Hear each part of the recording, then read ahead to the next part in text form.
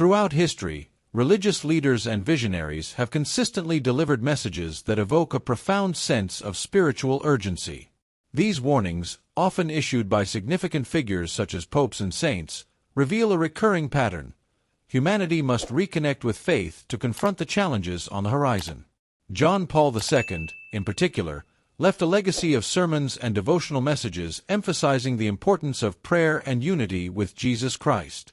Each warning seems like a final attempt to prepare the faithful for difficult times, always using the Bible as a guide. His visions and warnings, when analyzed together, converge on a central theme: the necessity of steadfastness in the gospel and active devotional living. Visionaries from various eras, like Saint Faustina or Padre Pio, often shared prophetic insights about impending spiritual trials. Interestingly, these warnings are not merely about judgment, but also carry a message of hope. They serve as a call for young Christians to strengthen themselves within the Church and through the study of the Bible, building a robust spiritual defense. These messages are reminders to remain connected to the essence of Christianity, communion with God and with one another. Testimonies from both ordinary believers and religious leaders inspire perseverance. The Church, through its worship, praise, and sermons, continues to be a safe haven for those who hear and heed these warnings. But are we truly ready to face the trials ahead? This question invites deep reflection. The story of Sister Therese de Paz is both intriguing and inspiring. One night, during deep contemplation, she experienced a mystical vision that would profoundly alter her spiritual routine. John Paul II appeared in her cell, exuding a serene presence yet delivering a message of urgency. The sister described this moment in vivid detail, recounting how the Pope not only manifested but also spoke words that resonated as a call to conversion and intense prayer. This vision transcended the physical realm, becoming an invitation for all to reconsider their prayer lives. Therese shared how this experience led her to intensify her daily rosary, seeing it as a powerful spiritual weapon, especially in times of uncertainty. Her testimony serves as a vivid reminder of how devotion can act as a shield during life's most challenging moments. It prompts every Christian to ask, are we truly utilizing the spiritual tools at our disposal? What makes this apparition even more striking is its urgency. John Paul II, long departed, still showed concern for the Church and humanity's future. He warned of the dangers of drifting away from faith and encouraged continuous adoration. Such a story compels us to ponder, what might happen if we ignore these celestial messages delivered with such fervor? And what else might John Paul II say about conversion and prayer today? Conversion and prayer remain pillars of Christian spirituality, particularly in uncertain times. John Paul II emphasized that conversion is not a one-time event, but an ongoing process of drawing closer to the light of Christ. He viewed the rosary as a spiritual weapon, akin to a soldier preparing for battle. Prayer, he taught, is essential for protection against temptation and spiritual danger. Faith demands discipline and consistency, a message he frequently reiterated in his sermons. In the modern world, with its rapid pace and countless distractions, this call to daily prayer and conversion is more relevant than ever. John Paul II's reminder about the Rosary challenges us to consider, do we dedicate enough time to our relationship with God? Cultivating this practice can transform lives, providing peace amidst chaos and clarity during doubt. Testimonies of faith reveal that those who embrace the power of prayer experience profound miracles. Could prayer be the most effective path to facing future trials? Young Christians, in particular, are called to take these words seriously. The Church continues to offer spaces for devotion, worship, and praise that nourish ongoing conversion. But are we ready to respond to this call? And what more might John Paul II reveal about the trials that await us? John Paul II left a clear warning about the trials the Church and humanity would face. He cautioned that difficult times were on the horizon and that the only way to overcome these challenges would be through steadfast faith and profound spiritual preparation. His concern extended beyond external difficulties, such as conflicts or crises, to include the inner fragility of those who might stray from the path. True strength, he taught, comes from a prepared heart, nourished by prayer and guided by the gospel. Today, many of these challenges are undeniably present. The Church faces growing internal division, and society at large drifts further from Christian values. John Paul II understood that the faithful would need a solid spiritual foundation to navigate these trials. To avoid losing ourselves amidst these turbulent times, prayer, praise, and worship must become unshakable routines in the lives of Christians, especially among the youth who are often on the front lines of spiritual battles. John Paul II called on each of them to take their devotional life seriously. However, this call goes beyond a mere exhortation to pray. It is an invitation to vigilance. The Pope encouraged us to remain attentive to the signs around us and to prepare for the tribulations that may still come. To do so, we must strengthen our faith, study the Bible, and maintain our commitment to Christ. Are we truly ready to face the trials that lie ahead? John Paul II frequently emphasized the spiritual significance of Italy, particularly as the heart of the Catholic Church. He often mentioned that this country, a global symbol of faith, would face significant trials. He believed that Italy would continue to stand as a bastion of resilience and perseverance in faith, even amid future difficulties. Much like the Colosseum, which has withstood the tests of time and adversity, Italian faith must also prove unshakable. Yet his vision extended beyond Italy. He also viewed Poland, his homeland, as a spiritual beacon. With his unique insight, John Paul II recognized the special role his nation would play in sustaining faith during dark times. He urged both Italians and Poles to hold fast to their devotion to Jesus Christ, reminding them that through prayer and Bible study they could positively influence the world. This perseverance, he believed, was essential for facing the spiritual storms that lay ahead. These teachings compel us to reflect: is the future of Italy, like that of Poland, truly destined to lead a spiritual revival of the Church? John Paul II believed that those who remained steadfast in their faith would be rewarded. However, this promise of salvation requires continuous prayer, worship, and devotion. Faith, he taught, is not merely a physical refuge but a spiritual defense for the soul. He urged Christians not to become discouraged, no matter the surrounding chaos, and saw moments of confusion and division within the Church as opportunities for the faithful to shine through their devotion. The regular practice of prayer, participation in worship, and a relentless pursuit of the gospel are undoubtedly ways to safeguard the spirit against the uncertainties of the future. John Paul II was convinced that those who kept their hearts aligned with God would overcome even the gravest challenges. In times like these, where materialism and disbelief seem to dominate the landscape, his message of hope is more critical than ever. Perseverance in faith and continuous adoration of God are the pathways to the promised salvation. After all, if the Pope himself emphasized that prayer and trust in God's Word were the keys to facing life's difficulties, what excuse do we have for not following this path? John Paul II frequently highlighted the importance of preserving the Christian heritage as fundamental to the continuity of faith across generations. He believed that by living according to God's commandments, believers could not only inherit this legacy but also pass it on. To him, safeguarding Christian spirituality was a sacred duty shared by all members of the Church. Trusting in God's forgiveness and mercy was central to this mission, and every act of faith and worship contributed to strengthening this inheritance. The legacy we receive is not just a collection of traditions but a call to a life of community and spiritual growth. Practicing praise and worship together unites believers and fortifies the Church, guiding it toward deeper spirituality. John Paul II's message continues to resonate today, urging self-reflection. Are we truly doing our part to preserve and pass on this heritage? In examining how we live our faith daily, can we ask ourselves whether we are leaving behind a testimony that inspires young Christians? After all, the continuity of Christianity depends on our willingness to live out Christ's teachings and share this light with others. John Paul II was always a beacon of hope, encouraging believers to reflect on their lives and act in accordance with their faith. He believed that spiritual self-evaluation was crucial for every Christian to recognize their weaknesses and strengths. This practice of reflection is not merely an individual exercise but a collective call to action, where everyone must unite to embody the true essence of Christianity. For him, belief alone was insufficient. Action, demonstrating Christ's love in our lives, was imperative. Unity among Christians was one of the cornerstones of his message. In times of division and confusion, John Paul II encouraged the building of strong connections through dialogue and empathy.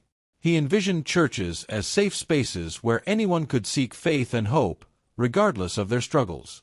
He reminded believers that communal worship and adoration are fundamental for fostering unity, creating an environment that nurtures shared faith and collective resilience. Creating an environment conducive to faith and spirituality requires us to reflect on how we can individually contribute to unity. Whether through acts of kindness, active participation in celebrations, or simply listening and supporting others, we have countless opportunities to act. By following the guidance of John Paul II, we can transform our lives and those of our communities, always striving to strengthen faith and live in harmony. Spiritual practice, particularly prayer, emerges as an essential refuge for those seeking emotional balance amid the demands of daily life. In a world filled with stress and uncertainty, spirituality becomes a bastion of strength. Young Christians, by connecting to their faith, find in prayer a safe space to express their concerns, fears, and hopes. This connection not only provides inner peace but also creates a greater sense of purpose, which is essential for facing daily challenges. Meditation and devotional reflection serve as powerful tools for maintaining emotional stability. For example, setting aside a few minutes each day to read biblical passages and reflect can help center the mind and heart. These practices are not just moments of tranquility. They cultivate a resilient mindset, enabling individuals to face life's storms with serenity and confidence. Prayer, in particular, acts as an intimate conversation with God, where the faithful can seek guidance and strength during difficult times. Ultimately, the spiritual journey is a source of inspiration and emotional equilibrium. As people commit to integrating faith into their daily lives, they experience an inner transformation that reflects in their interactions with others. The question remains, how can you incorporate moments of spirituality into your life to create a space of peace amid chaos? Finding this connection with faith may be the key to emotional harmony and a path to personal fulfillment. Professional ethics is an area where faith and Christian values can play a fundamental role. When individuals base their decisions on religious principles, integrity and honesty become the cornerstones of their actions in the workplace. Young Christians, in particular, have the opportunity to live their faith concretely, demonstrating that ethics is not merely a set of rules but a way to reflect the love of Jesus Christ in their daily interactions. This approach fosters a healthier, more collaborative work environment.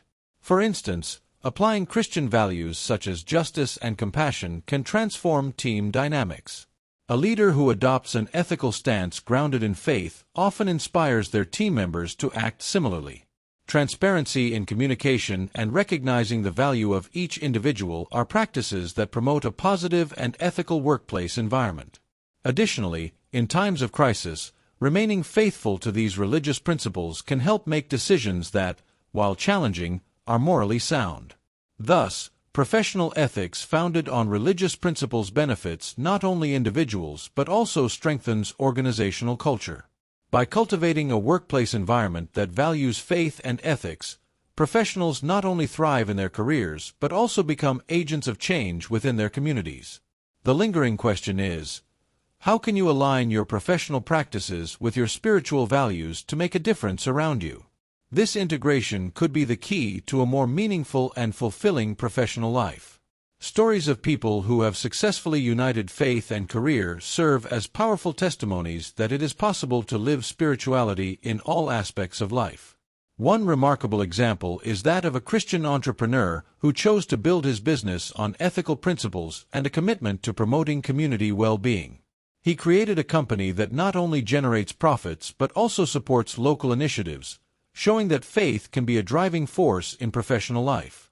By acting in this way, he transforms not only his workplace but also inspires others to follow the same path. Another inspiring example is a teacher who has incorporated Christian principles into her teaching approach. She uses Bible studies to discuss relevant moral themes with her students, creating a learning environment that goes beyond traditional subjects. Her dedication to forming conscientious and critical young Christians demonstrates how faith can be a foundation in education, leaving a lasting legacy in each student's life.